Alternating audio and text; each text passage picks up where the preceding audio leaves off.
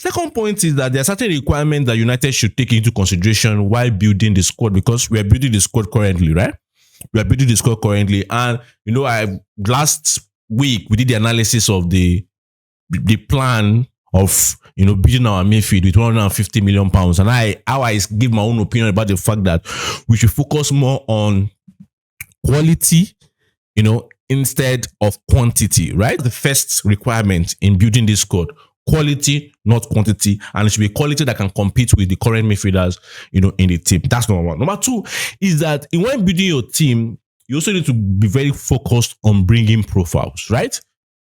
Different profiles to solve different situations in the season, right? Because not every opponent is the same, and so you have to build your team.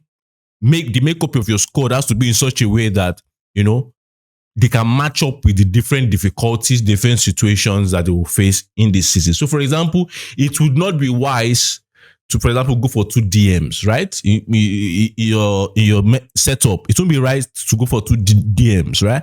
Because automatically, if you are buying 2 midfield and you go for 2 DMs, you are already limiting yourself in certain areas and limiting yourself of certain options in the season, right? So that's number 2. In terms of the profiles have to be different.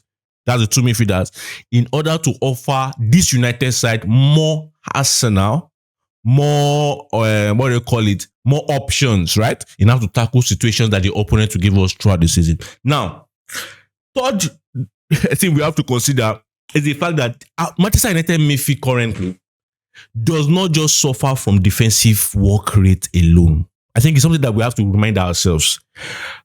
In as much as, yes, defensive work rate is a big part of what we suffer in that midfield, I think it's also very, very important for us to remind ourselves also that this Manchester United midfield also suffers from on-the-ball activities.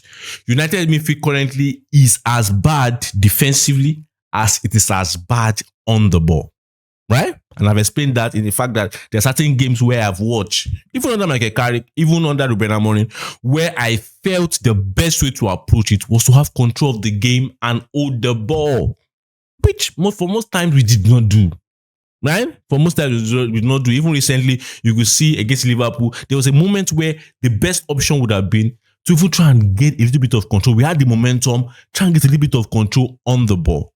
But for some reason, we decided to hand over the ball to the opponent. We saw that against Brentford also. Hand over the ball to the opponent and then try to sit back and try to control the game off the ball. And sometimes the control of the game, most times, is better when you have the ball, right?